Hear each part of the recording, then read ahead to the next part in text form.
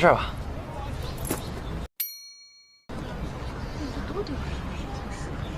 赶时间吗？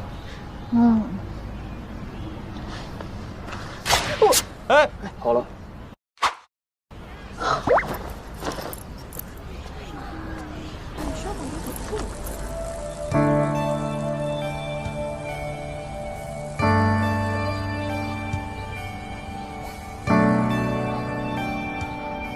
默默，上车吧，要不来不及了。上车。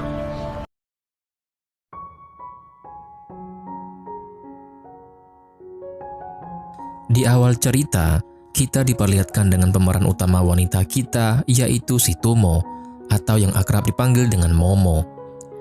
Pada suatu pagi, Momo mendapat sebuah telepon dari salah seorang temannya. Namun karena masih sangat mengantuk, Momo tidak sengaja menjatuhkan ponselnya ke kolong tempat tidur.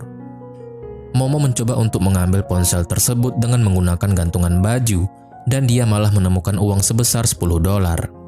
Momo sangat senang, namun dia juga sedih karena layar ponselnya retak. Tak lama kemudian ponselnya berbunyi lagi. Ternyata Fupe yang dari tadi menelponnya. Fupe mengatakan bahwa sebentar lagi dia akan menjemput Momo. Saat Momo hendak meletakkan ponselnya di atas meja, Momo melihat sebuah kertas yang berada di atas meja tersebut. Momo pun tersenyum saat dia membaca tulisannya sendiri yang berjudul Rencana si Tomo Saat Kuliah. Momo berdandan sangat cantik dengan baju dan rok berwarna putih. Tak lama kemudian, Fupe menelponnya dan mengatakan bahwa dia sudah menunggu Momo di bawah. Momo pun langsung berlari menghampiri Fupe. Dan pria ini adalah Fupe. 你来啦！走吧。 Momo sangat senang dibonceng oleh Fupe. Dalam hati, Momo berkata bahwa dia sangat ingin sekali menjalin hubungan yang lebih dari sekedar teman dengan Fupe. Momo pun sangat berharap hari itu akan segera tiba. Saat mereka sedang menaiki sepeda, tak lama kemudian datang seorang laki-laki yang juga menaiki sepeda dari arah samping. Mereka tak sengaja bertabrakan hingga mereka bertiga terjatuh. Ternyata laki-laki tersebut adalah Guei, sahabat Fupe.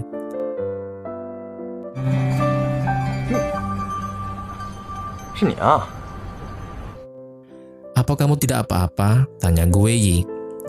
Tidak apa-apa, kata Fupe. Namun ternyata yang ditanyakan oleh Guei bukanlah Fupe, tetapi si Momo. Fupe pun baru sadar ternyata Momo masih terduduk di lantai. Fupe langsung menghampiri Momo dan hendak membantu Momo berdiri.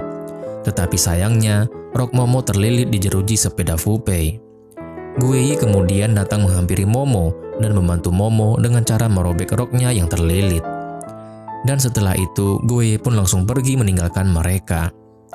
Momo sangat terkejut karena Guei telah merusakkan roknya. Sementara itu, Fupe mengajak Momo untuk segera pergi karena Fupe takut Momo akan terlambat untuk interview kerja. Ternyata, Momo datang ke sebuah perusahaan untuk mengikuti tes wawancara kerja. Saat di ruang tunggu, Momo sangat sedih melihat roknya yang robek. Sementara Fupe tidak mempedulikan Momo dan malah asyik bermain game. Tak lama kemudian, teman Fupe menelponnya dan berkata bahwa dia menunggu Fupe di warnet dan berniat Fupe untuk membantunya bermain game. Fupe berkata dia tidak bisa datang, namun temannya berkata bahwa dia akan memberikan item game apapun yang Fupe mau. Akhirnya, Fupe pun setuju dan meminta temannya untuk menunggunya.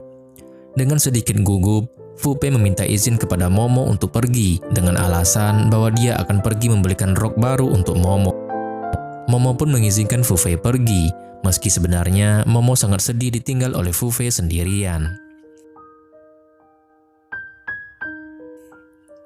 Di lain sisi, saat tiba di dalam kelas, salah seorang teman Guei hendak meminjam pulpen karena pulpennya habis. Guei pun langsung mengambilnya dari dalam tas. Namun yang diambil bukanlah kotak pulpen, melainkan pembalut wanita. Semua teman di kelasnya langsung terkejut melihat Guei membawa pembalut. Bahkan Guei sendiri juga kaget. Guei pun langsung membuka seluruh isi tasnya, dan barulah dia sadar Ternyata Gueyi salah mengambil tas saat dia membantu Momo tadi. Dan tas yang dibawa Gueyi ternyata adalah tas milik Momo. Saat gurunya datang, Gueyi pun langsung menyembunyikan pembalut tersebut di bawah meja. Dan kini giliran Momo yang hendak melakukan tes wawancara kerja. Para HRD di perusahaan tersebut heran melihat pakaian Momo yang tidak rapi, bahkan sobek di bagian roknya. Wawancara pun dimulai, dan salah seorang HRD wanita meminta Momo untuk memperkenalkan dirinya. Momo pun memperkenalkan dirinya, dan Momo berkata bahwa saat ini dia kuliah di Departemen Akuntansi di Universitas Selatan. Wanita tersebut bertanya, kenapa Momo datang ke wawancara magang periklanan, sedangkan dia kuliah di jurusan akuntansi. Sebenarnya saya sangat menyukai periklanan, namun saat ujian masuk universitas, keluarga saya meminta saya untuk mengambil jurusan akuntansi agar mudah untuk mencari pekerjaan. Namun setelah saya masuk universitas, saya malah merasa sangat menyukai periklanan. Saya sering mempelajari sendiri konten-konten periklanan, membaca buku-buku kreatif, dan saya juga sering menghadiri kelas departemen periklanan. Para guru pun berkata saya sangat cocok. Saya sangat berharap perusahaan dapat memberikan saya kesempatan untuk mempelajarinya lebih mendalam. HRD wanita tersebut bertanya pada Momo, apakah dia membawa grafis karya yang dibuatnya di sekolah? Momo pun berkata bahwa dia membawanya, dan dia langsung mengambil grafis tersebut dari dalam tasnya, lalu diberikan kepada wanita tersebut. Quantum Mechanics Genius Game. Ini iklan jenis apa? Tanya wanita tersebut. Momo langsung kaget dan berkata pada HRD bahwa itu adalah iklan game. Momo langsung mencari-cari grafis atau dokumen yang ada di dalam tasnya, dan ternyata dia malah menemukan ID card milik Gueyi. Barulah saat itu dia sadar bahwa tasnya tertukar dengan milik Gueyi. Petugas HRD langsung memarahi Momo. Jika Anda sudah pernah memahami, budaya perusahaan kami pertama-tama adalah rasa hormat, menghormati pelanggan, menghormati kreativitas.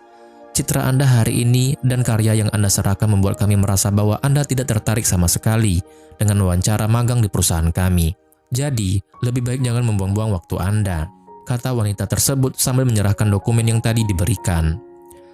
Maaf, aku minta maaf, kata Momo sambil keluar dari ruangan tersebut dengan sangat malu. Di dalam kelas, Gueyi berkata pada gurunya bahwa dia tidak membawa dokumennya karena beberapa alasan. Dia meminta izin untuk tetap ikut ujian dan akan minta salah seorang temannya untuk mengantarkan dokumennya. Namun gurunya tak mengizinkannya dan meminta Gueyi untuk keluar. Sesampainya di luar, ponsel Momo berbunyi dan ternyata yang menelponnya adalah Fu Pei. Fu Pei tidak tahu bahwa ponsel Momo ada di tangan Gueyi. Momo, aku sudah mendapatkannya. Wawancaramu sudah selesai atau belum? Tanya Fu Pei. Momomu sudah selesai wawancara atau belum, aku tidak tahu. Yang jelas ujianku sudah berakhir, kata Gueyi. Saat Momo sedang berjalan, tak lama kemudian ponsel milik Gueyi berbunyi. Ternyata Fu Pei yang menelepon dan meminta Momo untuk bertemu dengan mereka. Akhirnya, Fu Pei memperkenalkan Momo kepada Gueyi dan memperkenalkan Gueyi kepada Momo. Gueyi pun meminta kepada Fu Pei agar mereka segera bertukar tas. Setelah mereka saling bertukar tas, Gueyi langsung membuka-buka isi tasnya, hingga membuat Fu Pei dan Momo heran. Gueyi, apakah kamu takut Momo mencuri sesuatu darimu? Tanya Fu Pei. Gueyi pun berkata, meminta Momo untuk memeriksa isi tasnya juga. Sebelumnya, aku juga hendak memeriksanya, kata Momo. Saat Momo memeriksa isi tasnya, Momo heran kenapa ada barangnya yang hilang, padahal kemarin dia baru saja membelinya. Fu Pei bertanya barang apa yang hilang. Momo pun berkata bahwa barang itu tidak terlalu penting. Lagi pula laki-laki tidak membutuhkannya. Fu Pei semakin penasaran, sebenarnya barang apa yang hilang. Dengan sedikit malu-malu, Momo pun berkata bahwa pembalutnya yang hilang. Fu Pei dan Gueyi sama-sama terkejut mendengarnya. Gueyi baru ingat bahwa pembalut tersebut masih ada di bawah meja dalam kelasnya. Gueyi berkata pada Momo bahwa dia akan menjelaskan sesuatu pada Momo. Tidak perlu, buat kamu saja, kata Momo sambil tertawa. Aku tidak membutuhkannya, kata Gueyi. Momo pun meminta kepada Gueyi untuk mengembalikan pembalutnya sekarang juga. Gueyi hanya terdiam dan tak bisa berbuat apa-apa karena memang pembalutnya tertinggal dalam kelas. Bye-bye, kalau kamu mau lagi cari aku ya, kata Momo. Momo pun pergi meninggalkan Fu Pei dan Gueyi sambil tertawa. Momo masuk ke dalam kamar asrama sambil bernyanyi. Teman-temannya bertanya kenapa Momo begitu bahagia. Apakah Momo sukses dengan wawancara magangnya? Tidak, kata Momo. Apakah Momo bahagia karena Fu Fei sudah menyatakan cintanya? Tidak juga, kata Momo. Lalu apa yang sebenarnya membuatmu bahagia? Tanya temannya. Momo pun teringat dengan Gue Yi. Dan Momo berkata bahwa tadi saat di jalan, dia bertemu dengan orang yang lucu sehingga membuatnya tertawa.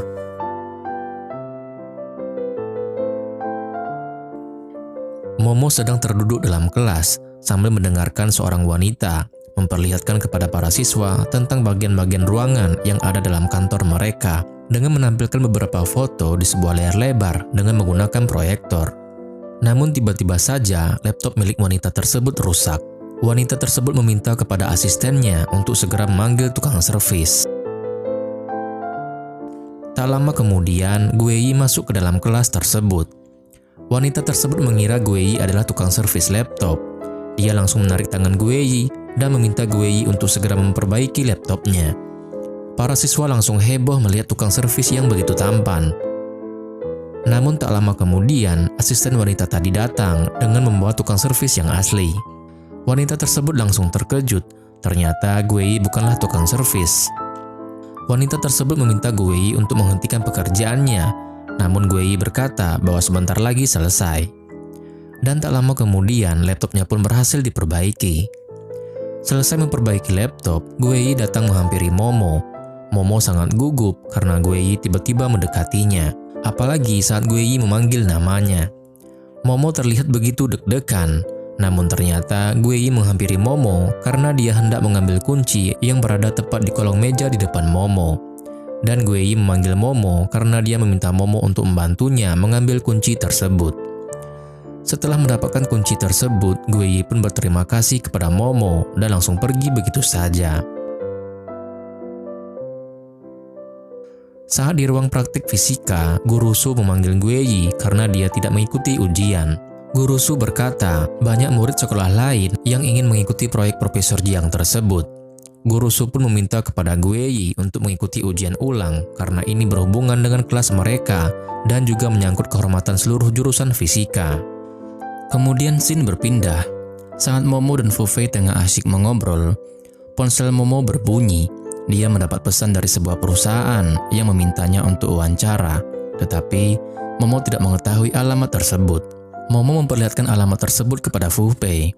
Fu Fei berkata dia tahu di mana alamat tersebut dan dia berjanji akan mengantar Momo.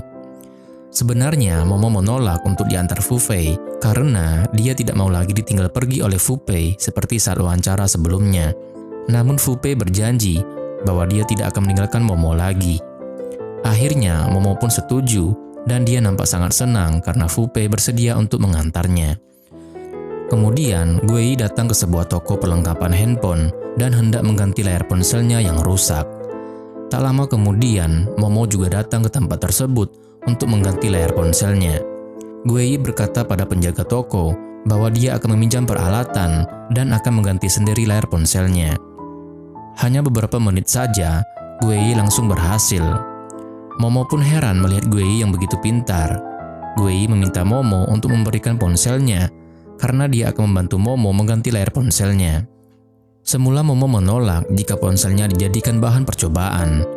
Namun Gue Yi terus memaksa, dan akhirnya Momo pun menyerahkan ponselnya dengan ragu-ragu. Akhirnya, Momo pun merasa sangat lega setelah melihat Gue Yi berhasil mengganti layar ponselnya. Kemudian, tibalah waktunya bagi Momo untuk datang ke tempat wawancara kerja. Momo gelisah menunggu Fu Fei di halte. Momo sudah lama menunggunya, namun Fu Fei tak juga datang. Momo mencoba untuk menelpon Fu Fei, namun Fu Fei tidak mengangkat teleponnya. Ternyata Fu Fei malah asik bermain basket bersama dengan teman-temannya dan melupakan janjinya bersama Momo. Setelah lama menunggu, akhirnya Momo pun berangkat sendiri dan memberi pesan kepada Fu Fei agar Fu Fei tidak usah datang ke halte untuk mengantarnya. Di dalam bus, Momo sangat sedih melihat pesannya tidak juga dibalas oleh Fu Fei. Momo sangat kecewa karena Fu Fei mengingkari janjinya. Sesampainya di tempat tujuan, tiba-tiba datang seorang pria mengendarai motor dengan kencang dan hampir menabrak Momo. Dan tak lama kemudian datang lagi 2 orang laki-laki dengan mengendarai sepeda motor dan mereka menjamret tas yang dibawa oleh Momo. Momo berusaha untuk mempertahankan tasnya hingga badannya terseret. Namun akhirnya pelaku berhasil membawa lari tas milik Momo. Momo merasa kesakitan karena tangan dan kakinya terluka. Dia mencoba untuk menghubungi Fu Fei, namun yang mengangkat teleponnya adalah Gue Yi. Sekedar informasi, Fu Fei dan Gue Yi tinggal dalam satu kamar asrama. Momo meminta Gue Yi untuk memberitahu Fu Fei bahwa saat ini dia sedang berada di halte dekat kampus lama Fu Fei. Tasnya dijamret dan dia tidak punya uang untuk naik bus. Baterai ponselnya juga hampir habis. Gue Yi berusaha untuk menelepon temannya dan menanyakan keberadaan Fu Fei. Namun mereka tidak ada yang tahu. Akhirnya Gue Yi sendiri yang datang menemui Momo. Momo terkejut melihat Gue Yi yang datang menjemputnya dan bukan Fu Fei. Momo sangat sedih sekali karena yang sebenarnya dia inginkan untuk datang adalah Fu Fei. Gue Yi pun mengajak Momo untuk segera masuk ke dalam taksi. Gue Yi melihat Momo merasa kesakitan karena tangannya terluka. Dengan penuh kesabaran, Gue Yi membantu mengelap darah yang ada di tangan Momo dengan menggunakan tisu basah. Dan Gue Yi pun mengantar Momo untuk pergi ke rumah sakit. Momo langsung salah tingkah saat melihat Gue Yi mengambil kursi roda. Momo berusaha untuk menghindari Gue Yi, namun Gue Yi memaksa Momo untuk duduk di kursi roda. Akhirnya, Momo pun duduk di kursi roda sambil menutupi wajahnya karena malu dilihat banyak orang. Sesampainya di ruang dokter, dokter bertanya pada Momo tentang keadaannya. Momo berkata bahwa dia sudah melakukan X-ray, tulangnya tidak mengalami masalah dan hanya mengalami lecet saja. Hanya sedikit lecet tapi kalian meminjam kursi roda untuk menunjukkan kasih sayang ya, kata dokter. Momo sangat malu mendengar perkataan dokter itu. Setelah dokter selesai mengobati lukanya, Gue Yi meminta Momo untuk kembali duduk di kursi roda. Namun Momo menolaknya. Gadis kecil tidak usah malu-malu, fasilitas di rumah sakit ini sekali-kali boleh dipakai. Kursi cinta yang romantis, kata dokter sambil mengedipkan matanya. Sesampainya di luar, tak lama kemudian Fu Fei datang untuk mencari Momo. Fu Fei berterima kasih kepada Gue Yi karena dia telah membantu Fu Fei untuk menjaga Momo. Fu Fei pun menggantikan Gue Yi untuk mendorong kursi roda yang diduduki oleh Momo. Momo berkata pada Fu Fei bahwa selanjutnya mereka diminta untuk mengambil obat. Fu Fei membantu Momo untuk mengambil obat, namun dia pergi begitu saja tanpa mengajak Momo. Momo sangat sedih karena berkali-kali dia ditinggalkan oleh Fu Fei. Momo berusaha untuk mengikuti Fu Fei, tapi Momo tidak bisa menjalankan sendiri kursi rodanya. Momo sangat kesal dan hampir saja menangis. Gue Yi yang masih berada di belakang Momo melihat segala kesedihan yang dirasakan oleh Momo. Gue Yi pun datang membantu Momo untuk mendorong kursi rodanya. Momo hanya terdiam sambil menundukkan kepalanya. Kali ini Momo tidak mampu lagi menahan kesedihannya. Dia pun meneteskan air matanya di atas dokumen yang dibawanya. Gue Yi yang melihatnya pun langsung memberikan tisu untuk Momo. Nampaknya Gue Yi jauh lebih perhatian daripada Fu Fei.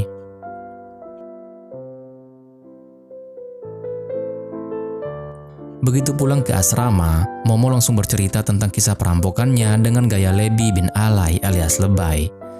Dan lucunya, teman-temannya suka sekali menyela hanya untuk mengomentari hal-hal yang tidak penting. Dia cerita tentang perampoknya yang naik motor, yang mereka komentari malah asap motornya yang merusak lingkungan. Niu malah lebih penasaran apakah pria penyelamat Momo itu ganteng. Tak lama kemudian, Fu Fei menelepon untuk memastikannya sudah makan atau belum. Dia lupa mengirim makanan ke Momo tadi saking keasikannya main di warnet. Aku tidak menaruh harapan kepadamu, jawab Momo. Jangan marah, ayo nanti kita makan malam bersama. Momo menolak dan langsung menutup teleponnya.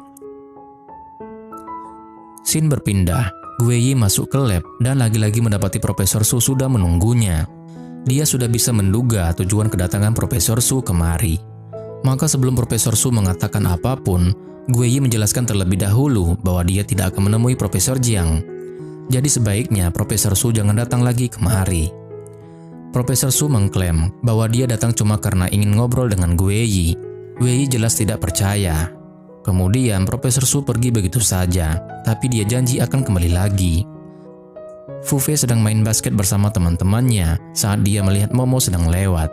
Dia langsung berjalan ke arah Momo, yang sontak saja membuat Momo terkesima dan teringat kembali kenangan masa SMA mereka dulu saat Fu Fei berjalan ke arahnya dari lapangan basket, persis seperti sekarang. Dan kita dibawa flashback ke masa lalu. Waktu itu, Fu Fei tiba-tiba menunduk padanya, menatap lekat matanya dan berkata, "Kurasa kita lumayan cocok, mari kita bersama-sama setelah kita lulus." Momo seketika bahagia mendengarnya, tapi hari ini kan April Mop. Fu Fei berkata, kalau Momo setuju maka dia serius, tapi jika Momo tidak setuju, ya anggap saja ini candaan April Mop. Momo pun akhirnya setuju dengan senyum lebarnya. Flashback pun berakhir. Momo jadi melamun memikirkan kenangan itu, sampai Fu Fei harus menyodok kepalanya untuk menyadarkannya. "Kamu mau pergi kemana? Kakimu kan cedera, jangan bertindak sembrono," kata Fu Fei. "Sudah hampir sembuh kok, aku ada interview sore nanti," jawab Momo. "Interview yang kemarin itu ya?" "Iya." Kalau begitu, Fu Fei akan menemaninya. Momo hampir saja senang, tapi baru sedetik ngomong begitu, mendadak Fu Fei teringat kalau dia sibuk sore nanti. Momo pun kecewa kembali. "Aku bisa pergi sendiri kok," kata Momo. Tapi Fu Fei malah ngotot tidak mau membiarkan Momo pergi sendirian. "Kamu tunggu saja di halte bus," kata Fu Fei. Kemudian Momo menunggunya di halte bus, tapi lagi-lagi Fu Fei tidak datang. Malah Gue yang kemudian muncul di sana dan mengaku kalau dia datang atas permintaan Fu Fei. Dalam flashback, Fu Fei menelponnya dan memintanya untuk menemani Momo untuk pergi interview. Soalnya dia ada pertandingan basket sore ini. Awalnya Wei menolak dan menyuruh Fu Fei untuk menyuruh orang lain saja. Tapi Fu Fei malah mengancam akan mengunggah sebuah video militer milik Wei. Tapi kalau Wei mau pergi, Fu Fei janji akan menghapus video itu. Entah video militer apa yang dia maksud, tapi ancamannya sukses membuat Wei ketakutan. Dan begitulah bagaimana ceritanya dia datang ke halte bus sekarang. Tapi sepertinya dia masih berusaha untuk menghindari tugas ini dan menyuruh Momo untuk menelpon Fu Fei dan bilang padanya kalau Momo tidak mau pergi bersamanya. Tapi Momo jelas tidak mau pergi sendirian, apalagi setelah pengalaman buruknya waktu itu. Bus pun datang saat itu juga. Momo berniat memberinya tempat duduk di sebelahnya, tapi Gue malah memilih duduk di kursi lain. Momo masa bodoh, lalu memasang headsetnya untuk mendengarkan sebuah acara komedi. Tapi kemudian, Gue melihat Profesor Su naik bus itu juga. Gue sontak pindah ke tempat duduknya Momo, lalu mengambil sebelah headsetnya, biar mereka kelihatan seperti sepasang kekasih yang sedang berbagi headset. Bahkan, saat Profesor Su mendatanginya dan menuntut jawabannya atas masalah Profesor Jiang, Wei malah berkata, "Prof, saya sedang pacaran sekarang, jadi yang itu nanti saja ya." Jelas saja Momo bingung. "Pacaran denganku?" kata Momo. "Iya, ada masalah," jawab Wei. Trik itu memang berhasil membuat Profesor Su diam, tapi cuma sebentar. Malah sekarang dia ganti menarget Momo. Dia setuju-setuju aja sih tentang masalah mereka pacaran. Tapi masalahnya, 2 hari sebelumnya ada ujian seleksi yang sangat penting, dan Wei tidak bisa mengikuti ujian itu karena tidak membawa kartu ujiannya. Sebelumnya, Profesor Su tidak mengerti kenapa Wei bisa sampai membuat kesalahan seperti itu. Tapi sekarang setelah melihat Momo, dia jadi mengerti. Seseorang memang bisa membuat kesalahan saat sedang jatuh cinta dan pacaran. "Apa kartu ujian Wei ada pada Momo?" tanya Profesor. "Prof, tolong jangan ganggu kami," jawab Wei. Tapi Profesor Su masih saja belum mau diam dan memberitahu Momo bahwa mereka sebenarnya ingin memberi Wei kesempatan terakhir. Tapi Wei malah ngotot, mengklaim kalau itu tidak adil bagi peserta lainnya. Makanya dia menolak untuk menemui Profesor Jiang. Wei dengan cepat menyela dan menegaskan bahwa dialah yang membuat keputusan, jadi percuma memberitahukan semua itu kepada Momo. Profesor hanya bisa terdiam, apalagi dia sudah sampai di tempat tujuannya saat itu. Tapi sebelum pergi, dia masih saja ngotot meminta Momo untuk berusaha membujuk Wei. Momo jadi merasa bersalah. Apa hal itu terjadi karena dia mengambil tasnya Wei waktu itu? "Aku duluan yang salah mengambil tasmu, jadi ini bukan salahmu," jawab Wei. Mereka akhirnya melanjutkan perjalanan dalam diam sambil mendengarkan rekaman acara komedi bersama-sama. Setibanya di tempat tujuan, lagi-lagi Momo melihat pesepeda motor yang melaju terlalu dekat dengannya. Dia sontak saja melompat ketakutan sampai tak sengaja menabrak Wei. Mereka tiba di sebuah gedung tak lama kemudian. Momo masuk sendiri dan Wei menunggu di luar. Tapi tempat itu tampak ada yang mencurigakan. Gedungnya sepertinya sudah tua dan kotor. Kantor periklanan itu kecil dan yang lebih mencurigakan, para pegawainya malah cuma coret-coret selebaran. Momo bahkan tidak bisa wawancara karena bos tempat itu sedang marah-marah di telepon. Sepertinya dia sedang menagih hutang seseorang. Si bos akhirnya selesai juga dengan teleponnya. Tapi begitu melihat resume Momo, si bos itu malah mengatakan bahwa jurusan kuliah Momo tidak sesuai dengan pekerjaan yang dia lamar. Dan si bos mengatakan, "Berapa gaji yang kau inginkan?" Baru saja Momo berkata bahwa dia tidak mempermasalahkan gaji, yang penting pengalaman, tapi si bos malah mendadak teriak-teriak lagi sama seorang kurir dan mengacukan Momo. Dan bahkan setelah itu, dia langsung mengusir Momo. Wei sedang menulis rumus-rumus fisika saat Momo keluar. Tapi sesampainya di halte bus, Wei malah melihat Momo menghela nafas berat. Wajahnya pun tampak sedih. Mungkin ingin menghiburnya, Wei berniat mengeluarkan sebungkus roti dari dalam tasnya. Tapi belum sempat melakukan itu, Momo tiba-tiba mengucapkan terima kasih karena Wei sudah mau menemaninya datang kemari. Dan sebagai gantinya, dia akan traktir Wei makan malam. Wei menolak, dia masih ada tugas yang harus diselesaikan. Tapi Momo tetap ngotot mengajaknya makan bersama. Mereka pergi ke restoran cepat saji yang kebetulan sedang ada beberapa anak yang merayakan ulang tahun. Tapi dibanding makanannya, Wei malah lebih tertarik dengan hadiah mainan gasingnya. Sementara kedua teman sekamarnya ribut main game, Fu Fei terus berusaha menelepon Momo, tapi tidak diangkat. Wei baru pulang tak lama kemudian. Fu Fei heran kenapa dia baru pulang sekarang. "Itu karena kami makan terlebih dahulu," katanya. Fu Fei mengira bahwa Wei sangat baik karena mentraktir Momo makan. Lain kali dia akan traktir Wei sebagai gantinya. Namun Wei mengoreksi karena Momo lah yang mentraktirnya. "Kenapa kau malah membiarkannya mentraktirmu?" kata Fu Fei. "Kenapa tidak?" jawab Wei. Fu Fei tak percaya mendengarnya. Fu Fei penasaran bagaimana hasil wawancaranya Momo, tapi Wei malah cuma bilang kalau Momo sudah tidur. Fu Fei penasaran bagaimana pendapat Wei tentang Momo. "Dia cantik kan?" tanya Fu Fei. Tangan Wei yang hendak mengetik seketika membeku mendengar pertanyaan itu. Teringat kenangannya bersama Momo dalam perjalanan pulang tadi. Scene beralih ke flashback. Momo ketiduran dalam bus hingga kepalanya oleng dan tersandar di bahu Wei. Tapi Wei tak suka dan langsung mendorongnya dan otomatis membuat Momo terbangun. Momo berusaha tetap terjaga, tapi kantuk benar-benar menguasainya hingga dia tertidur lagi dan lagi. Dan lagi-lagi kepalanya oleng sampai tersandar ke bahu Wei. Wei sontak saja mendorong kepalanya menjauh.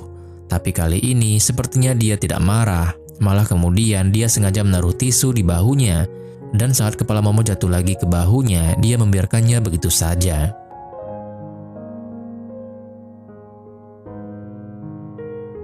Dan kembali saat ini, Wei sok cuek mengklaim kalau dia tidak terlalu memperhatikan wajah Momo. Tapi kemudian dia membrowsing rekaman acara komedi kesukaan Momo yang mereka dengarkan bersama di bis tadi siang. San-san penasaran bagaimana dengan interviewnya tadi. Momo sinis, itu bahkan bukan perusahaan profesional, tapi si bosnya malah bilang kalau jurusannya tidak sesuai dengan pekerjaannya. Memang susah mendapatkan pekerjaan yang beda jurusan. Tidak usah sedih, apa kau sudah makan? Tanya San-san. Sudah. Sama siapa? Fu Fei. Tidak, sama si cowok lucu yang aku bilang waktu itu, jawab Momo. Menglu jadi tambah penasaran, siapa si cowok itu? Belakangan ini orang itu jadi sering muncul. Momo yakin kalau mereka tidak akan mengenal cowok itu, tapi saat dia bilang kalau nama pria itu adalah Wei, sontak saja ketiga wanita itu jadi kaget. Kami tahu dia, kata mereka bersamaan. Bagaimana bisa kalian mengenalnya? Jawab Momo. San-san mengaku kalau Wei selalu bersaing dengannya untuk memperebutkan beasiswa. Menurut Menglu, Wei itu bukan cuma cakep, tapi juga low profile, benar-benar pria yang baik. bagaimana bisa aku tidak tahu dia kalau dia seterkenal itu? Tanya Momo. Itu karena Momo tidak pernah fokus padanya. Tiap hari kerjaan Momo cuma nonton drama sama mengikuti Fu Fei kemana-mana. Makanya Momo tidak tahu tentang Wei Yi. Sayangnya, belakangan ini Wei Yi jadi contoh negatif karena kegagalannya dalam ujian seleksi hanya karena tidak bawa kartu ujian. Banyak yang bergosip nuduh Wei Yi jadi angkuh karena kepintarannya. Momo pun jadi merasa bersalah mendengarnya. Maka keesokan harinya, dia sengaja mendatangi Fakultas Fisika dan menemui Profesor Su. Seorang wanita mengantarkannya ke kantor Profesor Su. Profesor Su tidak langsung mengenalinya awalnya, sampai saat Momo mengingatkannya akan pertemuan mereka di bis kemarin. "Oh, kau pacarnya Wei Yi kan? Bagaimana? Apakah punya kabar baik untukku? Saya ingin tahu bagaimana saya bisa membantu Wei Yi." Maka kemudian Profesor Su membawanya menemui Profesor Jiang di labnya beliau. Profesor Jiang males banget melihat Profesor Su datang lagi dan berusaha mengusirnya. Tapi tentu saja Profesor Su menolak pergi dan mulai membahas masalah Wei Yi. Profesor Jiang malas membicarakannya, lagian Wei Yi sendiri yang tidak ingin mengikuti ujiannya. Jadi percuma Profesor Su ngoceh di sini. Baru saat itulah Profesor Jiang melihat Momo dan salah paham mengira dia Wei Yi. "Profesor, dia bukan Wei Yi, dia pacarnya Wei Yi." Momo langsung pasang senyum lebar, tapi Profesor Jiang malah mengomelinya, bilang ke pacarnya Momo itu bahwa dia harus menunjukkan kemampuannya kalau dia mau ikut dalam proyeknya. "Prof, jadi Anda hanya mempercayai kemampuan?" "Iya," jawabnya. "Tapi Anda tidak pernah melihat kemampuan pacar saya. Jadi bagaimana Anda bisa tahu kalau dia mahasiswa terbaik? Dia juara 1 di jurusan fisika. Apa Anda tidak akan merasa menyesal jika tidak menguji kemampuannya?" tantang Momo. Profesor Su ikutan mengompori, "Wei Yi itu juara 1 selama 3 tahun berturut-turut. Kalau sampai dia diambil profesor lain, maka kau akan menyesal." Profesor Jiang akhirnya menyerah, lalu menyerahkan beberapa lembar kertas ujian ke Momo. Suruh Wei Yi mengerjakan tes ini. Profesor Jiang mau lihat seberapa hebat kemampuan Wei Yi. "Terima kasih, Prof." Momo menjadi senang, lalu cepat-cepat pamit pergi dari sana. Dia bergegas ke asrama pria dan memanggil Fu Fei keluar, dan meminta Fu Fei untuk memanggilkan Wei Yi. Senyum Fu Fei menghilang seketika. "Ada apakah mencari Wei Yi?" "Aku kan salah mengambil tasnya waktu itu." "Oh, aku tahu. Kejadian yang waktu itu membuat Wei Yi jadi tidak bisa mengikuti ujian seleksi karena kartu ujiannya tidak ada. Tapi terus kenapa?" "Aku merasa bersalah karena itu berhubungan denganku." Fu Fei mengerti kalau Momo baik hati, tapi tidak usah merasa bersalah tentang masalah Wei Yi, itu kan tidak disengaja, jadi jangan diambil hati, kata Fu Fei. "Aku ada 1 set lembar soal dari Profesor Jiang. Kalau dia menyelesaikan lembar soal ini, dia mungkin punya kesempatan," jawab Momo. Fu Fei rasa itu tidak mungkin, Momo tidak mengenalnya. Wei Yi pasti akan berceramah tentang keadilan dan lain sebagainya. Dia yakin tidak akan bisa membujuk Wei Yi. "Bantu aku mencarinya, aku akan meyakinkannya sendiri," jawab Momo. "Kau tidak mempercayaiku, kau akan tahu sendiri nanti. Aku tahu di mana dia, ayo cari dia," jawab Fu Fei. Tapi tunggu dulu, Fu Fei penasaran bagaimana menurut Momo, apakah Wei Yi itu ganteng? Ya, nampaknya Fu Fei ini cemburu, guys. Momo malah bingung sendiri mendengar pertanyaan dadakan itu. "Ah, sudahlah, tidak usah dipikirkan, ayo kita pergi," kata Fu Fei. Wei Yi sedang mengetes penemuannya saat mereka masuk, dan seketika itu pula Momo terpesona melihat Wei Yi tampak begitu keren dan tampan pakai Google hitam. Fu Fei malah mengoloknya. Wei Yi jadi seperti Cyclops dari X-Men kalau pakai Google hitam seperti itu. Momo sontak kesal menaboknya, dan keributan mereka itulah yang akhirnya menarik perhatian Wei Yi. "Sedang apa kalian berdua di sini?" Momo menjelaskan kalau tadi dia bertemu Profesor Jiang. Terus Profesor Jiang menyuruhnya untuk membawakan lembar soal ini ke Wei Yi. Tapi sesuai dugaan Fu Fei, Wei Yi langsung kesal mengomeli Momo dan menuduhnya tukang ikut campur. "Jangan melakukan hal-hal yang tidak berguna. Masalah ini tidak ada hubungannya dengan Momo." Profesor Jiang bilang kalau dia tidak peduli dengan mahasiswa sepertimu. Beliau bilang, murid terbaik nomor 1 di jurusan fisika sepertimu itu tidak berarti. Tidak banyak orang yang bisa mengikuti jalan penelitian ilmiah. Karena penelitian ilmiah membutuhkan otak cemerlang dan hati yang tenang. Dia pikir kau tidak berkualitas, jawab Momo. Makanya kemudian Profesor Jiang memberinya lembar soal ini. Ini adalah lembar soal untuk ujian kelulusan. Level kesulitannya sangat tinggi, makanya Profesor Jiang mau menguji levelnya Wei Yi. Profesor Jiang juga mengatakan bahwa Wei Yi tidak akan bisa mengerjakan soal-soal ini.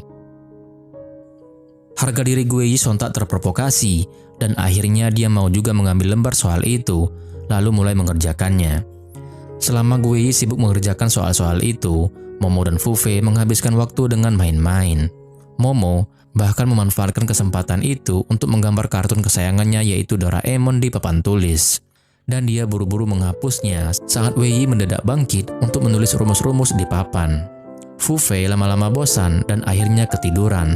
Tapi Momo masih setia menemaninya dan membantunya menghapus papan setiap kali Wei Yi mau menulis rumus. Tapi ujung-ujungnya dia malah kebablasan menghapus rumus yang sebenarnya belum Wei Yi selesaikan. Setelah beberapa lama, Wei Yi akhirnya selesai juga dan langsung menyerahkannya kembali ke Momo sambil tersenyum. Wah, ini pertama kalinya dia melihat Wei Yi tersenyum. Menghitung membuatku jadi senang, kata Wei Yi. Momo langsung membangunkan Fu Fei lalu mengajak kedua pria itu makan bersama. Tapi di restoran, Momo malah melihat Fu Fei sibuk sendiri menelpon teman-teman gamernya. Momo jadi sedih sampai tidak konsen mengelap sumpitnya, dan Wei Yi memperhatikan hal itu. Parahnya lagi, saat pelayan membawakan bir, si pelayan bertanya ke Fu Fei, apakah pacarnya ini juga minum bir? Tapi, Fu Fei malah dengan santainya berkata bahwa Momo bukanlah pacarnya.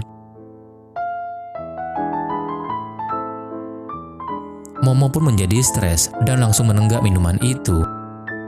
Sampai wajahnya memerah dan membuat kedua pria itu menjadi cemas. Wei Yi berniat mau mengambil daging, tapi Fu Fei malah langsung merebutnya dan mendadak jadi perhatian dengan memberikan potongan daging itu ke Momo. Nah, kebetulan lagi, Profesor Su juga makan di sana dan langsung menghampiri mereka dan langsung menggodai mereka. "Wei Yi lagi kencan sama Momo ya?" tanya Profesor. Fu Fei pun sontak kaget dan sepertinya dia cemburu mendengar pertanyaan itu.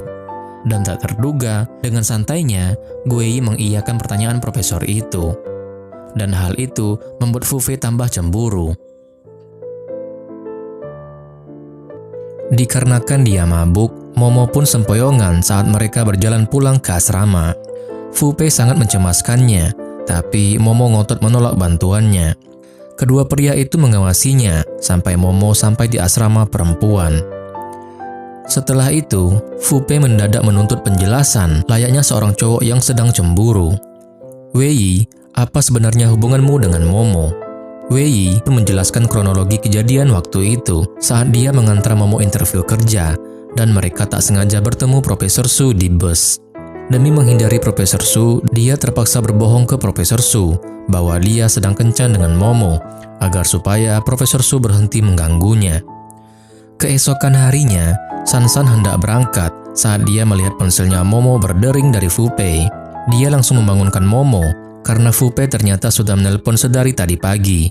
Tapi ada telepon lain yang masuk saat itu, yaitu dari sebuah firma akuntansi Fu Huao yang meminta Momo untuk datang dan melakukan interview di perusahaan mereka sekarang.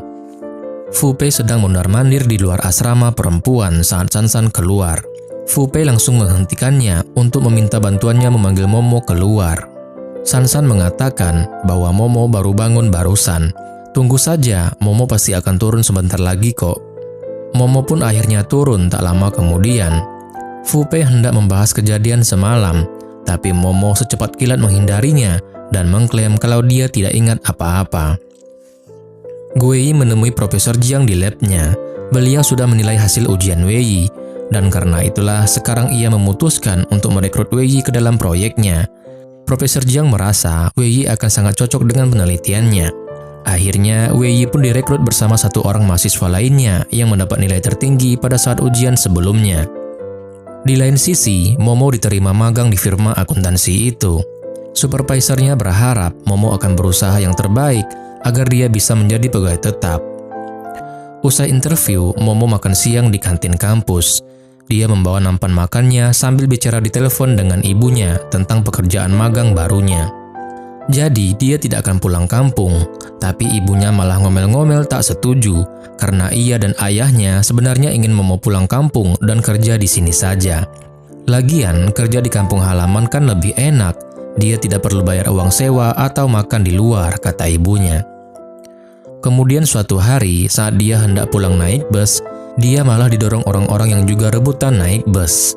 Momo jadi tidak kebagian tempat, dia pun berniat mau jalan kaki saja. Dan saat itu, ibunya menelpon untuk mengeceknya sudah pulang ke asrama atau belum. Mendengar putrinya belum sampai di asrama, ibunya jelas cemas dan sekali lagi memberitahu Momo untuk tinggal saja di apartemen teman ibunya, yaitu Bibisu. Lokasinya dekat dengan kantornya Momo dan apartemennya itu kosong.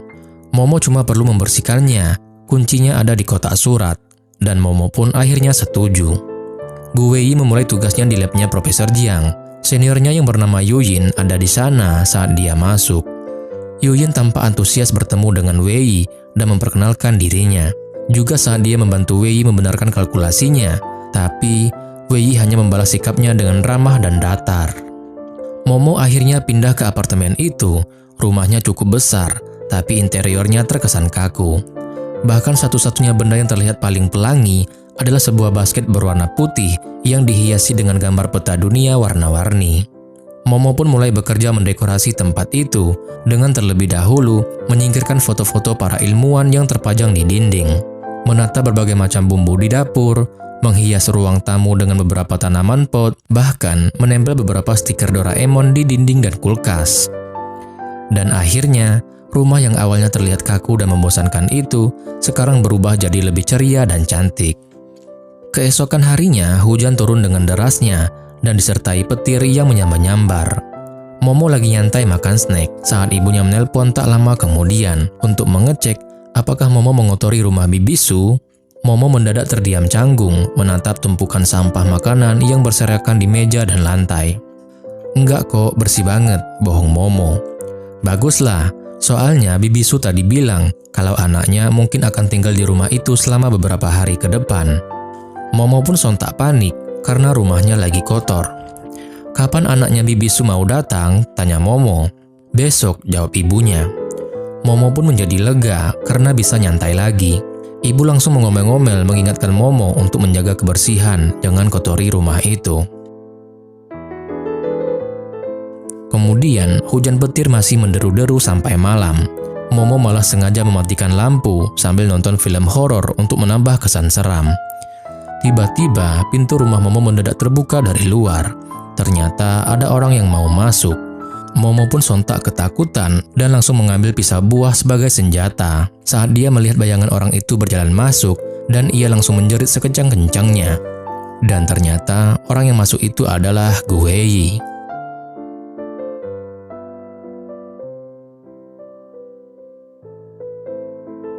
Wei, ngapain kau di situ? Tanya Momo. Momo bingung melihatnya, tapi Wei juga sama bingungnya. Seharusnya aku yang tanya, sedang apa kau di sini? Ini adalah apartemenku, jawab Wei. Akhirnya, kedua orang itu duduk berhadapan. Ternyata Wei adalah anaknya Bibisu, dan Bibisu merupakan teman dekatnya dari ibu Momo. Wei langsung mengindarkan pandangan ke seluruh ruangan. Wajahnya makin lama makin masam, melihat stiker Doraemon di dinding, dan sampah makanan yang berserakan di seluruh ruangan. Parahnya lagi, ada bekas mie bekicot yang bau banget. Aku berniat mengembalikan segalanya seperti semula sebelum besok. Soalnya ibuku bilang kalau kau akan datang besok. Aku ada penelitian di sekolah lama, tapi tidak bisa mendapat taksi karena sekarang hujan, jawab Wei. Lalu apa kau akan tinggal di sini malam ini? Menurutmu kenapa aku kembali kemari? Jawab Wei. Betul juga. Aku tidak tahu kalau anaknya Bibisu ternyata cowok, kata Momo. Aku juga tidak tahu bahwa ternyata anaknya temannya ibuku ternyata cewek, sengit Wei. Kemudian Momo menelpon ibunya, kenapa ibu tidak bilang kalau anaknya Bibisu itu adalah cowok? Ibu malah tertawa senang, soalnya ibu dengar kalau putranya Bibisu itu ganteng.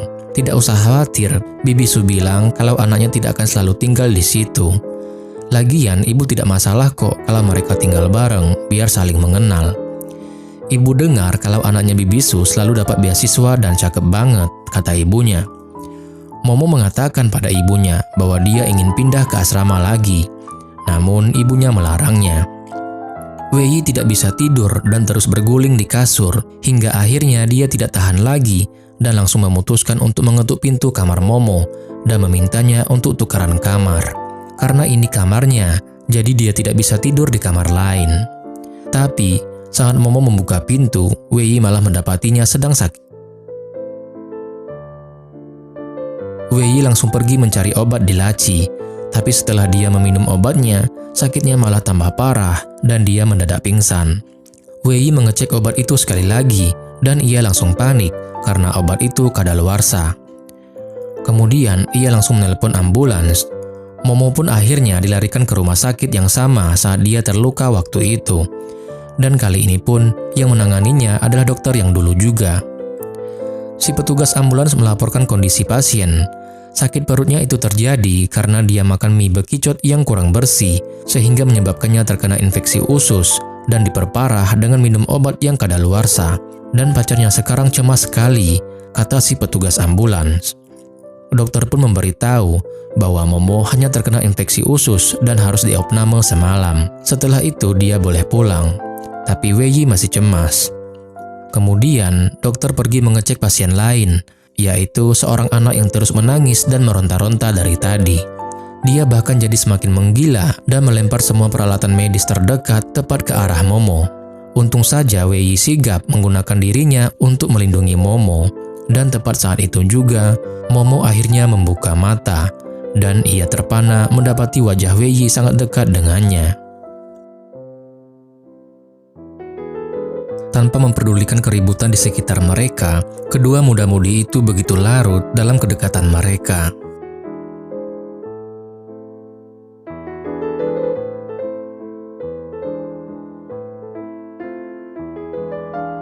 Sampai saat Momo memberitahu Wei bahwa tangannya menekan selang infusnya. Wei pun sontak bangkit dari Momo dengan canggung. Kemudian malam harinya, dia begitu setia berjaga di samping Momo semalaman. Momo bahkan masih tidur sangat nyenyak saat dia bangun keesokan harinya. Wei dengan manisnya membenarkan posisi tidurnya dan menyelimuti Momo. Kemudian ponsel Wei berbunyi, ternyata telepon dari Pu Fei yang ingin meminta Wei untuk meminjamkan sepatunya. Soalnya dia akan mengikuti pertandingan basket. Wei pun meminta Fu Pei untuk menyuruh teman mereka saja atau Fu Pei ambil sendiri saja, soalnya dia sedang tidak berada di kampus. Aku sekarang sedang di rumah sakit, kata Wei. Hah? Kau sakit apa? Tanya Fu Pei. Si Tumo yang sakit, jawab Wei. Kemudian Momo baru bangun tak lama setelah Wei kembali dan mendapati Wei sedang menatap peralatan medis di depannya dengan penasaran ingin menyalakan alat itu. Momo mengecek penampilannya di kamera dan mendapati rambutnya agak berminyak. Apa Wei punya ikat rambut? Tanya Momo. Ya enggak lah, jawab Wei. Mana punya dia barang begituan. Kemudian dia keluar untuk mengurus administrasinya Momo. Tapi saat dia kembali, dia malah mendapati Fu Fei sudah ada di sana, sedang mengkhawatirkan Momo. Tapi tiba-tiba Wei sudah punya ikat rambut yang entah dari mana dia mendapatkannya. Tapi pemandangan itu sontak membuat Wei urung memberikan ikat rambutnya. Sama seperti sebelumnya, Fu Pei langsung mengambil alih tugasnya Wei dan mengambil obatnya Momo dari tangan Wei. Tapi dia penasaran bagaimana ceritanya Wei bisa mengantarkan Momo ke rumah sakit. Kedua orang itu sontak menjawab berbarengan tapi dengan jawaban yang berbeda. Wei hampir ngomong jujur, tapi Momo mengklaim kalau mereka tak sengaja bertemu di jalan dan dia meminta Wei membawanya kemari. Fu Pei tampak ragu, tapi dia mengiyakan saja. Kemudian mereka naik taksi untuk kembali ke kampus. Begitu sampai di depan kampus, Fu Pei turun duluan dan membukakan pintu untuk Momo dari pintu sebelah. Mereka bahkan langsung jalan berdua, meninggalkan Wei seorang di belakang. Wei tak senang melihat itu, dan akhirnya ia membuang ikat rambut yang dia simpan sedari tadi. Setelah mengantarkan Momo sampai depan asrama, Fu Pei tak sengaja bertemu dengan Sansan yang baru kembali dengan membawa belanjaan. Akhirnya Fu Pei pun tahu dari Sansan bahwa sekarang Momo tidak lagi tinggal di asrama wanita dan telah pindah ke suatu apartemen. Di lain sisi, Wei Yi sedang mengepak baju-bajunya. Tepat saat itu juga, Momo mengirim pesan bahwa dia ingin meminjam kunci rumahnya Wei Yi. Soalnya kuncinya ketinggalan di rumah itu dan dia mau memindahkan barang-barangnya. Dia juga meminta Wei Yi untuk tidak bilang ke siapa-siapa tentang dia tinggal di rumahnya Wei Yi. Tapi Wei Yi sepertinya masih kesal karena kejadian tadi pagi dan akhirnya dia tidak membalasnya. Fu Pei ternyata masih belum pergi. Sepertinya dia mau memata-matai Momo saking penasarannya. Apalagi kemudian dia melihat Wei Yi dan Momo bertemu di depan asrama. Momo protes kenapa Wei Yi tidak membalas chatnya. Wei Yi berbohong kalau ponselnya di silent. Momo tidak bawa kunci kan? Ayo pergi bersama, kata Wei Yi. Mereka tiba di apartemen tanpa menyadari bahwa ternyata Fu Pei sedang membuntuti mereka dan dia sangat syok melihat mereka berdua masuk ke apartemen bersama. Momo pun mulai mengemasi barang-barangnya, sementara Wei Yi cuma dia mengawasinya dengan muka cemberut. Momo tidak tahan lagi melihatnya begitu dan langsung bertanya, "Apa kau lagi marah karena sesuatu?" Wei Yi pun menyangkalnya. "Enggak tuh," katanya. Kemudian saat Momo mau menjemur selimut di luar, tanpa sengaja selimut itu nyangkut di batang pohon. Dia pun meminta bantuan Wei Yi untuk mengambilnya. Wei Yi terus berusaha melompat lagi dan lagi, hingga akhirnya dia berhasil. Namun selimut itu terbang menutupi kepala Momo. Wei Yi pun menarik selimut itu dari kepala Momo, tapi malah membuat Momo terdorong hingga menempel ke dirinya.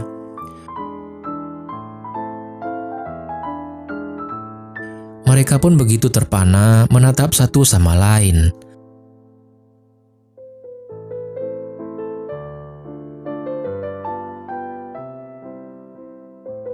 Namun tiba-tiba saja terdengar suara klakson mobil, dan saat itulah mereka menyadari kehadiran Fu Pei.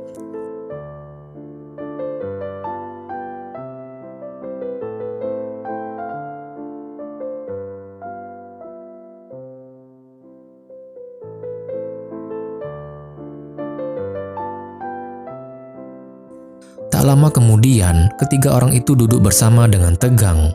Tapi, Fu Pei malah sengaja mengomentari wadah buah yang kosong. Melihat wajah sedih Momo, Wei Yi lah yang akhirnya angkat bicara duluan, meyakinkan Fu Pei bahwa ini hanyalah kesalahpahaman. Fu Pei tak percaya. "Terus, apa kalian mau bilang bahwa kalian tidak pernah tinggal bersama?" Wei Yi dan Momo cuma bisa diam. Fu Pei terus saja nyerocos meminta mereka untuk tidak merahasiakan masalah mereka tinggal bersama ini darinya, karena mereka kan teman dekat. "Memangnya apa hubungan kita? Memangnya apa yang seharusnya kita lakukan sebagai teman?" jawab Momo. Berusaha menutupi perasaannya, Fu Pei malah berkata, "Sebagai teman, aku ingin memberitahu kalian bahwa kalian berdua sangat cocok. Kuharap kalian berdua bahagia. Baiklah, kalau begitu aku tidak akan mengganggu kalian lagi. Aku hampir lupa kalau aku ada pertandingan sore ini. Aku pergi dulu." Kemudian Fu Pei pun pergi dari sana. Dia bersikap seolah dia ikhlas dengan hubungan mereka berdua, padahal dia terus melamun sedih sepanjang perjalanan pulang. Untuk menutupi kesedihannya, Momo langsung pergi ke kamar mandi dan memasukkan selimut yang kotor tadi ke mesin cuci. Tapi saking tidak fokusnya, jarinya malah terjepit ke pintu mesin cuci. Wei Yi pun sontak masuk ke kamar mandi dengan cemas. "Apakah sakit?" tanya Wei Yi. "Iya sakit," kata Momo. "Menangislah kalau kau mau, tidak apa-apa," kata Wei Yi. "Memang sakit, tapi aku tidak mau menangis," kata Momo. Wei Yi pun mengerti dan ia langsung pergi meninggalkannya dengan alasan mau membelikannya Hansaplast. Dan begitu Wei Yi pergi, Momo pun langsung menangis sedih.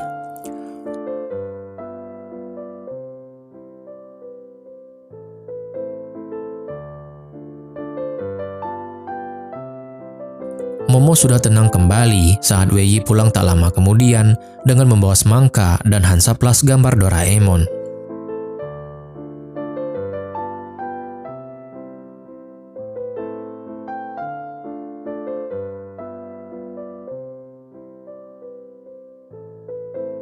Fu Pei melampiaskan kesedihannya dengan minum-minum di sebuah kedai. Tepat saat itu juga ada Sansan yang sedang membeli makanan. Sansan bertanya, "Kenapa kau terlihat begitu sedih?" Fu Pei mengatakan bahwa dia sedih cuma karena gagal tes di kampusnya. Padahal sebenarnya dia sedih karena Momo. Akhirnya, Sansan menawarkan diri untuk mengajari Fu Pei belajar agar dia tidak gagal tes lagi. Karena sebenarnya Sansan sendiri tergolong anak yang pintar di kampus mereka yang sering mendapatkan beasiswa. Beberapa hari kemudian, Ibu Momo menginap di apartemen mereka. Saat itu, Momo baru pulang kecapean dan langsung roboh ke sofa.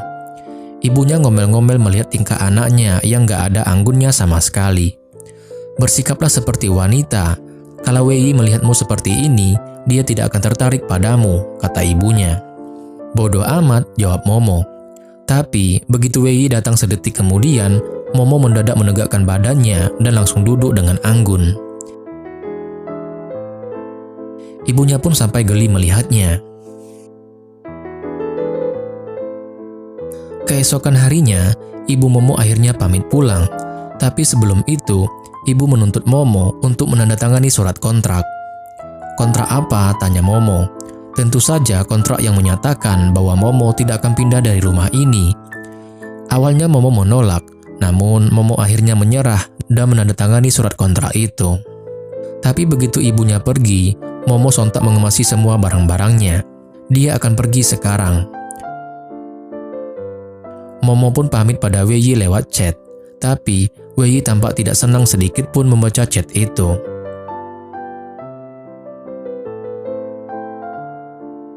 Beberapa hari berikutnya dilalui Momo dengan kerja dan bimbingan skripsi yang membuatnya super duper sibuk sampai dia tidak bisa makan dengan benar dan pulang larut malam. Teman-temannya pun jadi prihatin melihatnya. Malam itu, Wei pulang ke rumahnya yang sekarang gelap dan sepi tanpa keceriaan Momo. Dia benar-benar merindukan Momo, apalagi masih ada beberapa barangnya Momo yang tertinggal di rumah itu, seperti stikernya Doraemon dan catatannya Momo yang kangen makan mie bekicot.